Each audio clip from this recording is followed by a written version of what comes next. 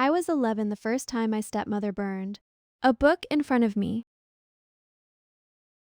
She did it slowly, one page at a time, as if she wanted every word to scream before it turned black. The book had not even been a proper textbook. It was an old 4th grade reader I had found in a sack of scrap paper behind the fertilizer shop with half the cover missing in rain. Stains on the corners. I had dried it under broken roof tiles, pressed the warped pages flat beneath a brick, and read it at night beside the stove after everyone in the house fell asleep. My stepmother, sun life in, found it tucked under the straw mat where I slept. She slapped me once, hard enough to split my lip, and asked who had given me permission to become ambitious. My father sat in the doorway, rolling tobacco. With his rough miner's fingers, he did not stop her. He did not look surprised either. He only said girls who learn too much forget how to obey. Burn the rest if she has more. Then he asked whether dinner was ready.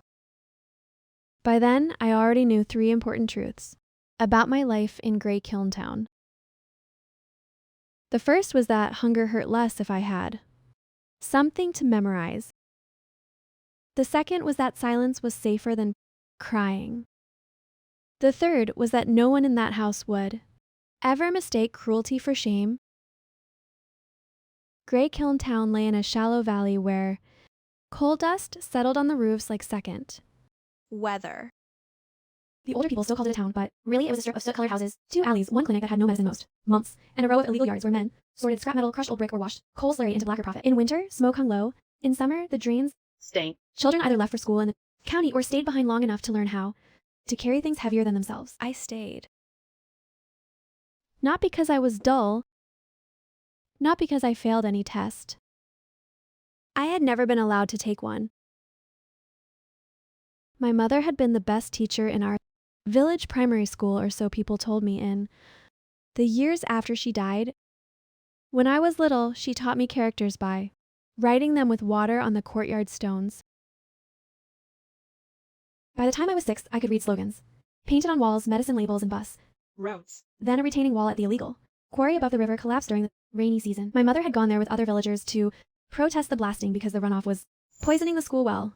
The wall broke. 3 people died. My mother was one of them. After that, my father collected the compensation, drank away part of it, remarried within the year, and announced that the dead should make room for the living. The living in his new arithmetic meant his new wife and the son she later gave him. I became the extra bowl on the table, the extra breath in the room, the extra hand everybody used but nobody counted. I rose before dawn to haul water, wash sweet potato roots, feed pigs, sort rusted nails from scrap, and knead stove ash with clay to patch cracks in the yard. When the weather was good, my stepmother sent me to the coal washing pit behind Old Fang's yard to pick stone out of the wet black slurry. When it rained, I stitched torn sacks, shelled corn, or boiled weeds into pig slop. My father called this training for real life. He said school was wasted on a girl who would marry out. He said paper and ink would not feed a family. He said my dead mother had filled my head with impractical thoughts and then died before learning how useless they were.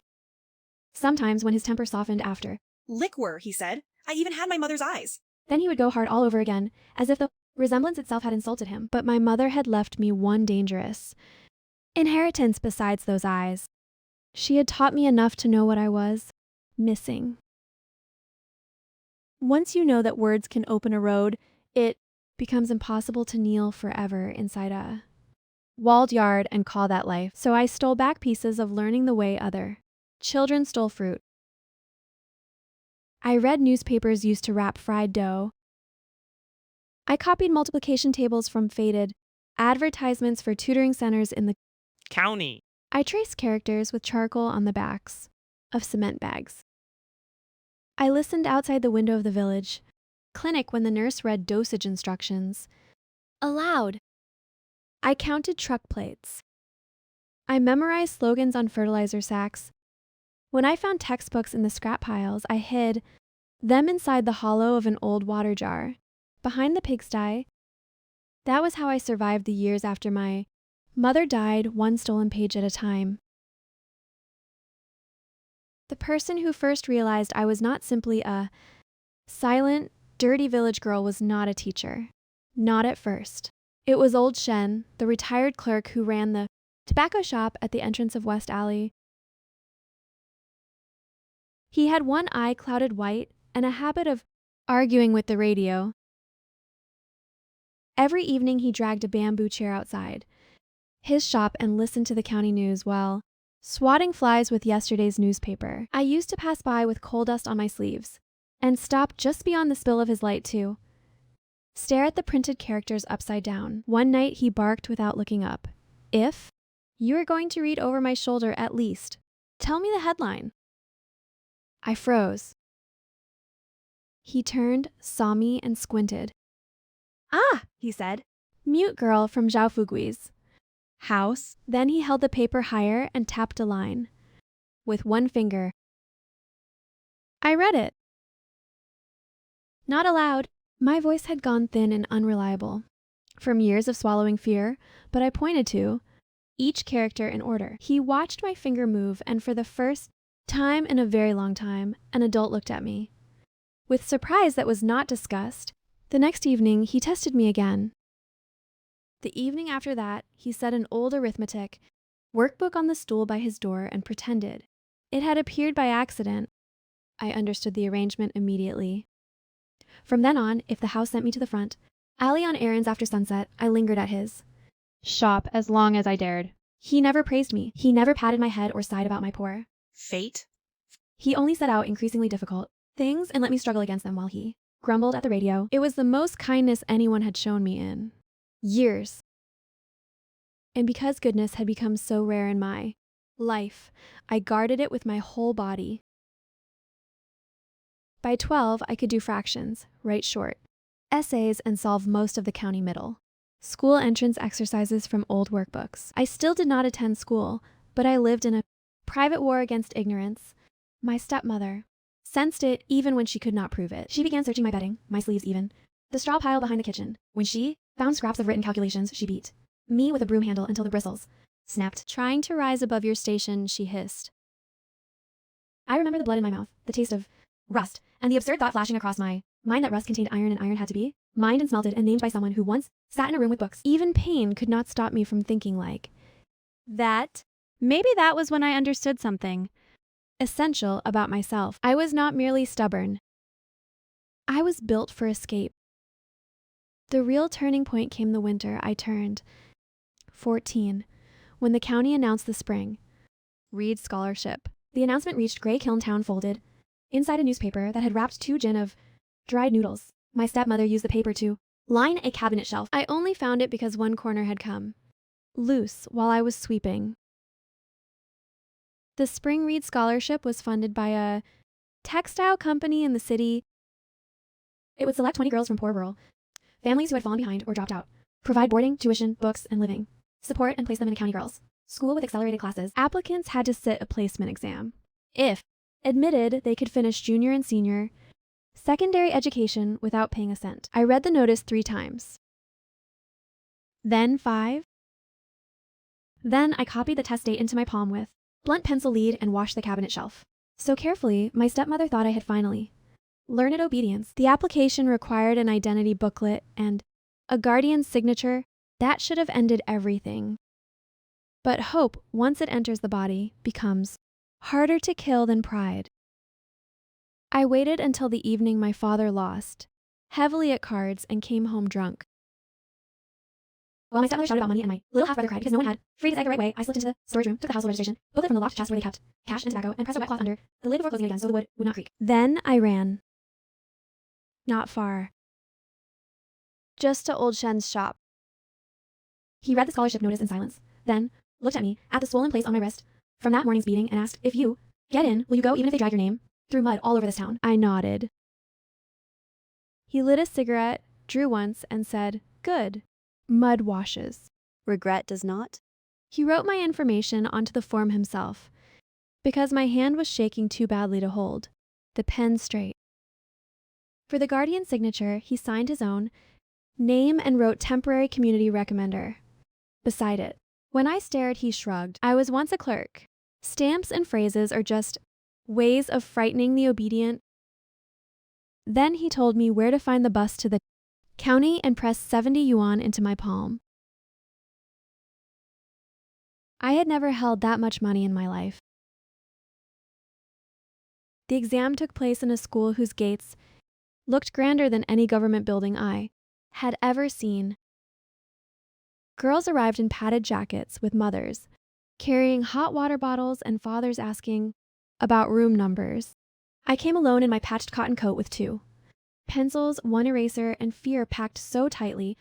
Under my ribs, it felt like another organ. At the registration desk, the teacher glanced at my application, then at my face. Where is your guardian? I pointed to the signature. She frowned, but did not argue. There were 2. Many girls in line, too many papers to stamp. Too many adults already complaining. Bureaucracy, as old Shen had said, often folded. Under pressure if you looked small and unimportant enough. I had never loved being overlooked more. The exam lasted an entire day. Chinese in the morning. Mathematics after lunch. A short interview at the end. In the interview, one of the teachers asked why. I wanted the scholarship. The answer rose to my mouth immediately because I refused to disappear in that yard. Because if I stay, they will sell my labor, then my years, then my body, because I have already lost too much of my life. To people who think a girl's future is a negotiable expense. But years of fear made my voice unreliable. Only a broken whisper came out. So I wrote instead. I wrote, I want to become a person who can choose her own life. The teacher who collected my page read it twice before putting it into the folder. A week later, the county school posted the ranking list. I came first, not among the rural girls, among every applicant. For a full minute, I stared at my name as if it belonged to someone else. Then the world returned all at once. The cold courtyard, the line of girls waiting, the clerk calling numbers, the smell of steamed buns, the reality that I had done something no one in Gray Hill Town believed I could do. I should have felt triumphant. Instead, I felt hunted. Because the list was public. Because my father would see it. Because success in places built on control can be more dangerous than failure. I was right. By the time I returned to town, my father and stepmother were waiting in the yard. Not with pride. With calculation. My father slapped me before I had both feet. Inside the gate, my stepmother snatched the admission notice from my hand, scanned it, and did not even bother to hide the greed that lit her face. They will give her a monthly stipend too, she said. My father's expression changed immediately. Then she can go. That should have been the end of the argument. But power never lets go without exacting a final Price? He said if I went, the stipend would be sent home because the family had raised me for 14 years. He said I would come back every vacation to work. He said if I shamed him there, he would drag me out himself. My stepmother added that I should remember who fed me all these years. Fed me. The word almost made me laugh. They did not know the county school had already sent a volunteer, a legal aid woman named Ms. Hun, to verify my living situation because of the guardian discrepancy on my application. They did not know she had arrived in town an hour earlier and was speaking with old Shen in the lane. They did not know the entire yard next door had seen my father slap me. They did not know that for the first time in my life, other adults were walking toward that gate. On purpose. Miss. Han came in wearing a long gray coat and the expression of someone who had spent years dismantling men like my father in offices with. Better chairs. She introduced herself, looked once at the red mark on my face, once at my stepmother gripping the notice, and asked very quietly, does this child usually receive discipline before or after educational documents are discussed? My father, who bullied downward but wilted before officials tried to laugh. You misunderstand. This girl is stubborn. We only want what is best for her. Miss. Han nodded as if he had confirmed exactly what she expected. What is best for her, she said, is that the scholarship funds remain under school protection. Her lodging and meals will be managed by the boarding program. Personal, academic allowances will be supervised. If there is evidence of financial coercion or child labor, the school will report it. My stepmother went white. My father began sputtering about family rights, filial duty, ingratitude, and the cost of raising a child. Miss. Han let him finish then. Unfolded another paper. This, she said, is the preliminary statement. From neighbors about long-term physical abuse, school deprivation, and labor exploitation. If you would like to continue this discussion at the township office, I'm happy to accompany. you. My father shut his mouth so fast the muscles in. His jaw jumped. That night, I slept in old Shen's back room, instead of in my house.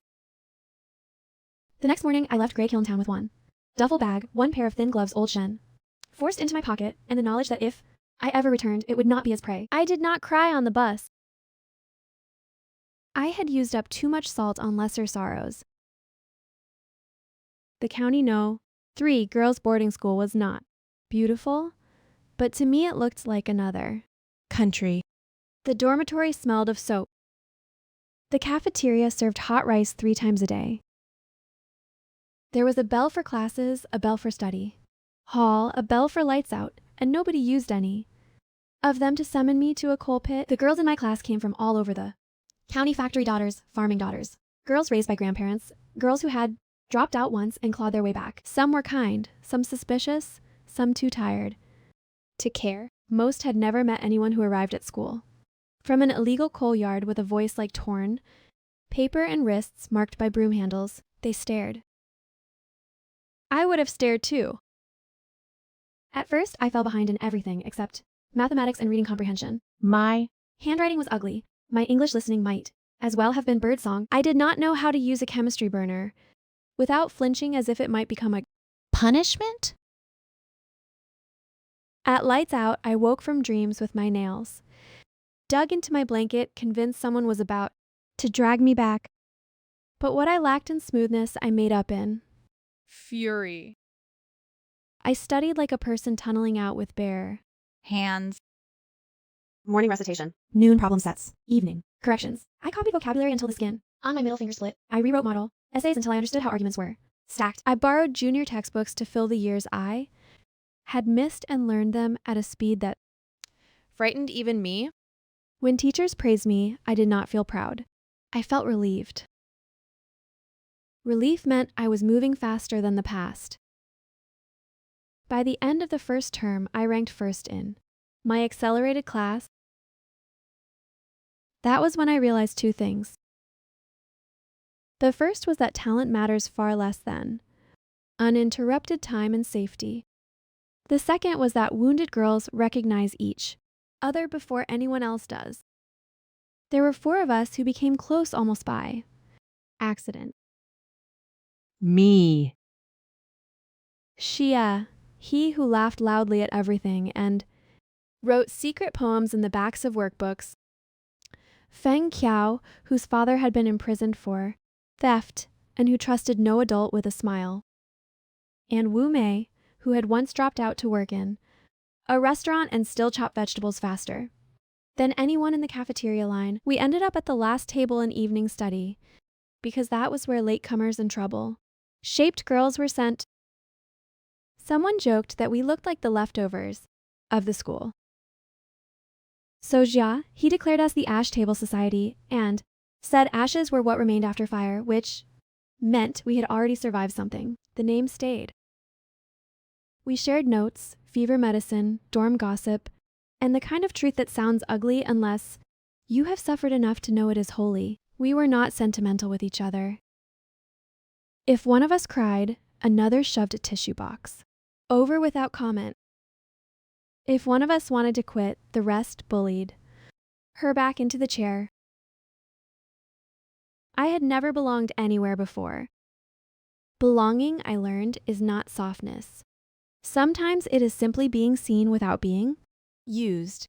In my 2nd year at the school, the past came, looking for me in a more polished coat.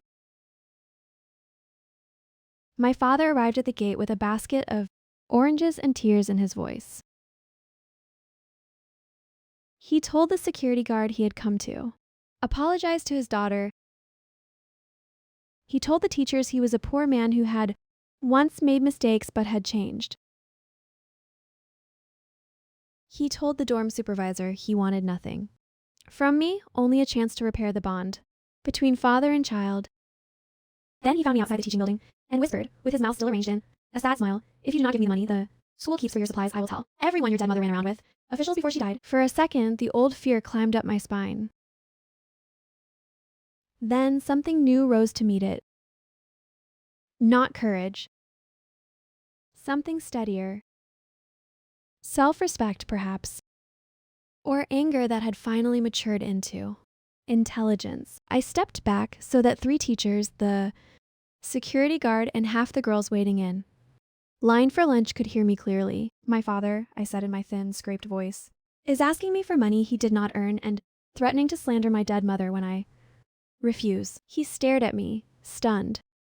He had forgotten that public shame was also a weapon, and unlike him, I now understood how to use it without flinching. The vice principal walked over. My father tried to laugh it off, then bluster, then accuse me of being unfilial. The security guard escorted him out before lunch ended. That afternoon, Ms. Han filed a formal protective order request. My father never came back in person again. He sent messages through distant relatives. Instead, all of them went unanswered. By 16, I was no longer studying merely to escape. I was studying because the mind that had once saved me now demanded a larger life. I fell in love with physics because it rewarded patience instead of obedience. I loved literature because it taught me that language could transform pain into structure. I loved law club because it explained in clauses and procedures why the world had felt so lawless from below. When the province held a science and civic innovation competition for high school students, I entered with a project on unsafe rural quarry runoff and child education deprivation. My data came from public records, interviews, and memories I had spent years trying not to touch. Shia. He helped edit the presentation. Feng. Cao checked the citations. Wu Mei stayed up with me 3 nights in a row, heating milk on a dorm kettle after the cafeteria closed. We won second prize at the provincial level. The cash award was not enormous, but it was mine. The first money I had ever held that did not come soaked in control. I used part of it to buy Old Shen a new radio. When I went back during winter break to deliver it, Grey Kiln Town looked smaller, meaner, more afraid of being seen in daylight. Old Shen had grown thinner. His cloudy eye watered constantly in the cold. He took the radio, turned it over in his hands, and said, "Humph, Waste of money. Then he put it beside the old one with more care than he had ever given anything in my sight. Before I left, he said, "Your mother used to say, you would either break or become frightening." Good to know she was right about the second. It was the closest thing to affection he had ever admitted out loud. In the 3rd year at the county school, I was invited to transfer to a prestigious high school in the provincial capital because of my competition ranking. Everyone said I should go. Bigger platform. Better teachers. Stronger university pipeline. For 2 days, I seriously considered it. Then I looked at Ziahe asleep on a pile of practice papers at Feng Chao, pretending not to. Panic over chemistry at Wu Mei muttering English phrases while mending a torn sleeve, and I understood something that was not noble enough to be called sacrifice. I did not want to leave before all of us were safe. So I stayed. Not because they could not manage without me. They could. But because some victories are more complete when witnessed together. We made a pact at the ash table that autumn. No one quits. No one self-sabotages. No one says someone like me can't without paying a fine of 1 hard-boiled egg to the others. If one of us felt like drowning, she had to say so before she sank low enough to disappear. The pact was ridiculous. It was also in practice a form of salvation. We pinned our target universities above the last. Table. Mine, National University of Science and Public. Policy. Shia, He, Chinese language and comparative. Literature. Feng Chao, environmental engineering. Wu Mei, hospitality management and business. Every morning we looked at those pieces of paper, as if they were maps nailed above a trench. By then my voice had improved. It was still hoarse, still unreliable when I was tired, but it belonged to me again. The school counselor said speech sometimes returns when the body finally believes danger is no longer permanent. I never forgot that. Sentence. Danger is no longer permanent. It did not mean life was gentle. It meant fear no longer owned every room. The darkest week of my final year arrived just before the last mock examinations. My stepmother resurfaced. Not with tears. With an offer. She sent word through a cousin that a factory owner in the South wanted a smart, hardworking girl as a live-in assistant for his family and was willing to provide a thank you gift to. Mine, it was a marriage sale in cleaner language. She Said if I was sensible, I would stop pretending. Books could change blood. When I did not answer, she came herself and waited outside the school wall near the bicycle. Sheds. The sight of her struck me like an old fever. Same narrow eyes. Same chapped hands. Same mouth sharpened by the pleasure of other people's fear. For one ugly second, I was 14 again. Then Xiaohe walked up beside me and said, very loudly, "Is this the woman who beat a scholarship student for stealing one bite of meat?" Feng Chao took out her phone and began recording. Wu Mei crossed her arms and asked whether the police should be called now or after we finished. Listening to whatever nonsense this was, my stepmother had never encountered a version of me that came with witnesses. She tried to grab my sleeve. I stepped back. She spat at my feet and called me ungrateful. I looked at her and to my own surprise felt almost nothing. No awe. No terror. Just distance. "Whatever debt you think I owe you," I said, "was paid the day you used a furnace poker on a child." She cursed for another minute, then left when the school guard started walking over. That night, for the first time in years, I did not dream of the yard. Mock exam 3 came and went. I ranked second in the county, first in mathematics, and first in the comprehensive section. Xia, he rose 86 places. Feng. Xiao finally broke through in chemistry. Wu Mei's English essay earned a score that made her laugh so hard she cried.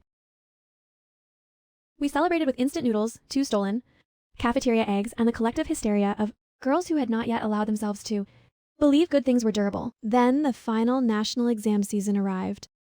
Everyone becomes superstitious before a decisive test. Some girls refused haircuts. Some changed pens 3 times. Some stopped eating ice cream. I did none of that. I cleaned my desk, sharpened 8 pencils, washed my school badge, and took a bus to the cemetery where my mother was buried. The grave was small and the stone tilted, slightly because the ground had sunk over the years. The county had finally shut the illegal quarry after another collapse 2 winters earlier, but closure had not restored the people it swallowed. I knelt before the grave with a rag and a bottle of water and scrubbed the dust from the carved characters of her name. Then I told her everything about the Spring Reed Scholarship, about Old Shen, about the last table, about physics and law club and the project on quarry runoff.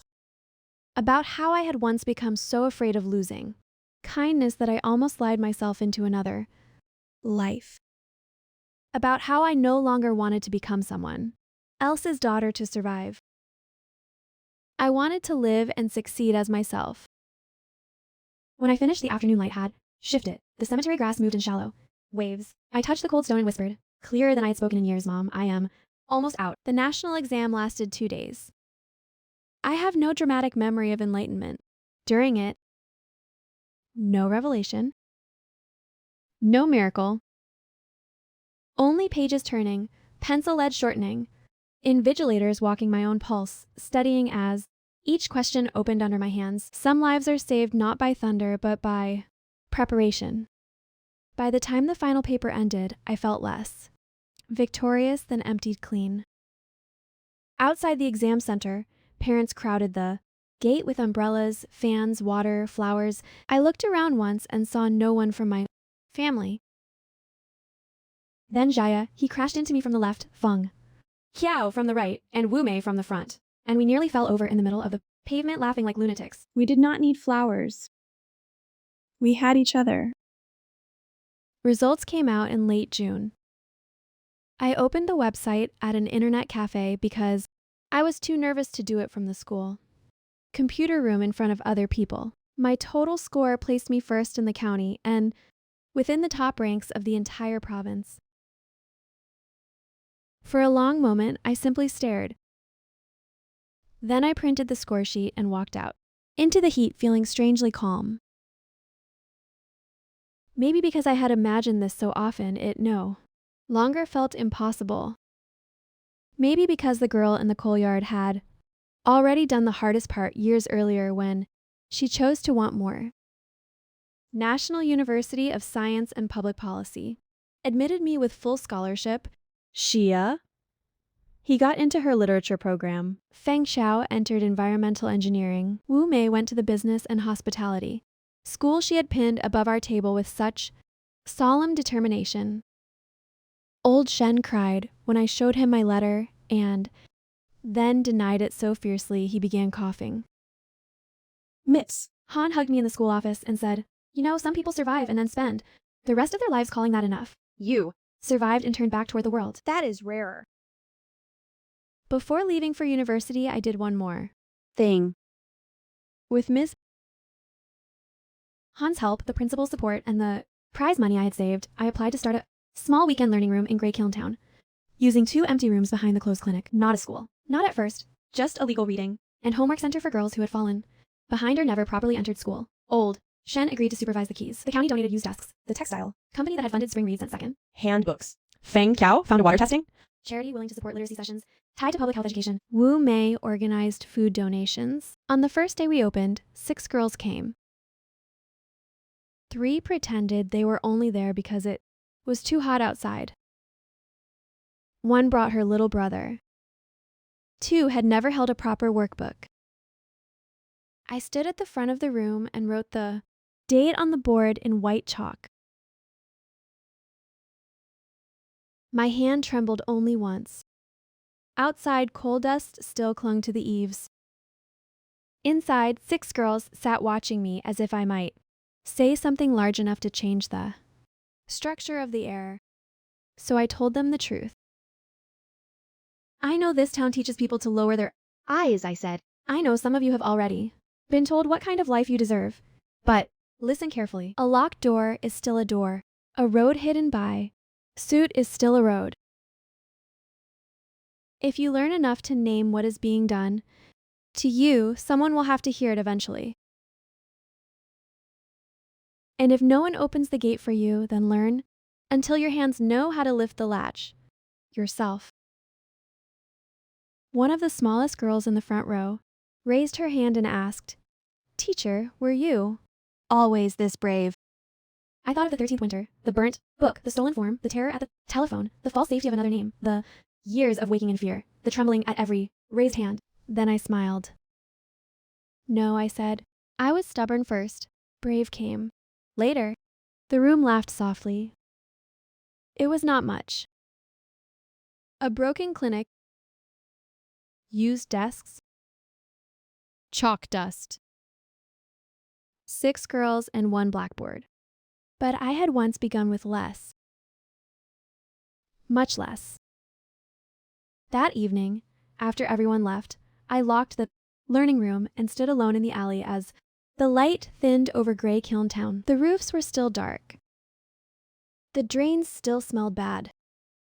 The world had not transformed because 1 girl escaped it. But 1 girl had escaped. Then 4. Then maybe 6 more would learn how. I looked toward the yard where I had grown up. Someone else lived there now, the old pigsty. Roof had collapsed. The water jar behind it was gone. For years, I thought the place had swallowed my name. Now I understood it differently. It had forged the force with which I would Leave. My phone buzzed with messages, Shia. He had sent a photograph of her train ticket. and the caption, "Do not become insufferable at university without me." Feng Chao asked if the reading room had a proper Lock yet. Wu Mei wanted to know whether the girls liked the sesame biscuits she mailed. I answered all three. Then I took one last picture of the learning room door and sent it to Ms. Han with a single Line. "The darkest place I knew now has lights on. Saturdays." She replied almost instantly, "Keep them on." University did not heal me. That is another lie people like to tell about. Escape, as if a train ticket and an admission letter can perform surgery on memory. At 18, I arrived on a campus with ginkgo, trees, glass lecture halls, and students who spoke of summer camps abroad as casually as weather. My scholarship covered tuition and housing, and I had enough saved from prizes and stipends to live carefully without panic. By every visible measure, I had won. Yet for the first month, I still hid half my steamed bun inside my sleeve at breakfast before, remembering no one here would snatch it. I still woke if a roommate moved too quickly near my bed. I still apologized when professors handed back excellent papers as if praise must always be followed by a bill. The first time a classmate asked where I was from, I answered a county town in the north and stopped there. I did not say coal dust. I. Did not say broom handles. I did not say that when I was 14, I learned to hold a spoon without trembling only after several weeks of being fed regularly. Shame is cunning. Even after we escaped the rooms where it was planted, it goes on arranging the furniture. Inside us, what helped more than anything was work with shape and purpose. I chose courses in public policy, education, access, and administrative law. Numbers soothed me because they followed rules. Statutes soothed me because, unlike families, they could be forced to say exactly what they meant. When professors spoke of structural disadvantage, I heard the clean language for things that had once only felt like weather. When they spoke of intervention windows, I thought of Miss Han, of one woman in a gray coat stepping through a yard gate at the correct hour and altering the mathematics of my life. During my first winter break, the police called. The trafficking chain that had sold me years ago had finally begun to crack. One woman had been arrested in another province for arranging informal adoptions of stolen girls. A notebook found in her room contained dates, partial names, and payments. My biological parents' case number matched one of the entries. So did the year I vanished. So eventually did the name of the man who had purchased me from an intermediary outside a train station and brought me to Grey Kiln Town. My father, if that word belonged to him at all. Annie Moore had known not everything, not the original abduction, but he had known enough. Known that I was not his daughter by blood, known that a frightened child had arrived through money and secrecy, known that if questions were ever asked, the easiest answer would be to bury me in labor and silence until I no longer resembled anyone worth searching for. When the officer explained this to us in the sitting room, Tran Hong Mai gripped the edge of the sofa until her knuckles blanched. Fern Kien Kwarn stood with one hand braced against the wall, eyes shut, chest moving too. Quickly, I sat very still and discovered that shock can feel less like an explosion than like a corridor, opening farther than you wanted to walk. The trial took nearly a year. I testified by video for the parts concerning identification, abuse, and my recovery. Before the hearing, the prosecutor asked whether I wanted the court to refer to me by the name on my birth certificate or the name used in the Zhao household. I answered immediately. Feng non, I said. Then, after a pause, I added, "You may also record that I survived." Under another name, in the video room, I faced a camera, a clerk, and a glass of water I never touched. On the screen appeared the broker woman, my father, and Sun Lifen. Time had not improved any of them. My father looked smaller. Sun Lifen's mouth was the same. The broker woman did not look at the camera at all. The defense lawyer for my father asked whether it was possible that despite occasional harsh discipline, the Zhao household had still provided basic care. He used the phrase as if it were neutral, respectable, almost generous. I looked straight into the lens. If by basic care you mean that I remained technically alive, I said, then yes. The clerk's pen paused. The lawyer attempted another path. Did the Zhao family not house you for years? Yes, I answered. In the same sense that A, shed houses a tool. Afterward, I shook so violently in the hallway that Tran Hong Mai had to wrap both arms around. Me? But the shaking passed. Some truths leave. The body cleaner once spoken under oath. The court convicted the broker, my father, and son life and on charges related to child trafficking, concealment, illegal custody, long term abuse, and obstruction. The sentences were not large enough to repay anything. No sentence could return the years lost between ages 3 and 14. But justice, I learned, is not valuable because it restores time. It matters because it names harm correctly in public and denies cruel people the right to describe themselves as ordinary. When the verdict was announced, I did not celebrate. I went instead to the reading room in Grey Kiln Town and changed the sign above the shelf of donated textbooks. Before, it had read Weekend Study Room. After that day, it read Dawn Room. The girls liked the new name immediately. So did I. By my second year at university, the 6 girls had become 19. By my third, there were 32 regulars, not all girls anymore. Some boys came too, usually, pretending they were only there because their sisters made them. We let them pretend. Old Shen started keeping the register in a lined ledger and scolded late arrivals with such ferocity that they straightened up just to avoid disappointing him. Wu Mei negotiated snack donations from county bakeries. Xia, he organized secondhand storybook drives on her campus. Feng Qiao installed a water filter. After proving the old clinic pipes leached rust, Miss. Han connected us with volunteer law students who explained household registration, compulsory, education rights, and how to seek help without alerting the wrong adults first. Every year, a few girls came in with the same expression I once carried, half hunger, half defiance, as if wanting more from life were itself a punishable appetite. I always recognized them immediately. One spring afternoon, a 12-year-old named Lan came in wearing 2 different slippers and a bruised the shape of fingers on her forearm. She said she could only stay 20 minutes because her aunt expected her home to peel garlic. When I asked what grade she was in, she shrugged and said she had stopped attending after last harvest because there was too much work. She said it like a weather report, like something outside human control. I handed her a pencil and asked her to write her name. She gripped the pencil too hard. The first attempt tore the paper. The second was shaky. The third looked almost steady. When she finished, she stared at the characters, as if they had appeared by accident. That night, after everyone left, I sat alone at one of the chipped desks and let myself think about how many lives collapse simply because no one interrupts the sentence. That is just how things are. So I built interruption into my future. For my final university project, while classmates designed simulations and policy memos, for urban governance, I wrote a rural early intervention model for unregistered or educationally excluded children in labor risk towns. I based it on county data, anti-trafficking, procedure gaps, school reporting failures, and the practical lessons of the spring read scholarship. My advisor said it was unusually unsentimental. For someone so clearly invested, I took that as A compliment. the project won a national undergraduate innovation grant. With the funding, Dawn Room expanded from 2 borrowed clinic rooms into a proper learning center attached to the township library. We added evening literacy classes for women who had never finished primary school legal, consultation Saturdays, and a quiet room for students preparing for county exams. I hired, with great satisfaction, 2 former Dawn Room girls as staff tutors during my postgraduate year. One taught arithmetic, the other ran reading circles with a voice so warm children leaned closer without knowing why. On the wall near the entrance, we hung a framed sentence. A locked door is still a door. The girls often asked who wrote it. I told them it belonged to all of us now.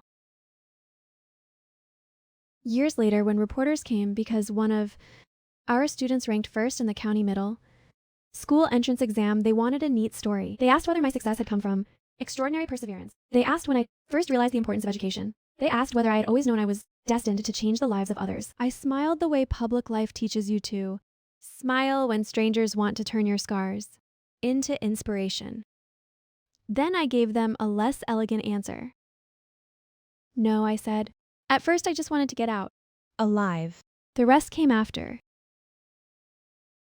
That quote did not make the headline. But I was glad I said it. The truth matters even when it is not convenient enough to print in bold. On the 10th anniversary of my leaving the Zhao, Yard, I returned again to Grey Kiln Town Inn. Early winter. The roofs were still dark, but fewer children. Wandered the alleys during school hours now. The quarry had been sealed. A mobile library van came twice a month. Dawn room's windows glowed warm against the soot-colored evening. Inside, 27. Students bent over homework. One tutor was explaining fractions. Another was drilling vocabulary. Old Shen, now too frail to unlock the doors, himself sat in the corner beneath a blanket and argued with a new radio while pretending not to listen to the children read. He looked up when I entered and said, "You are?" Late. Traffic, I replied. He said.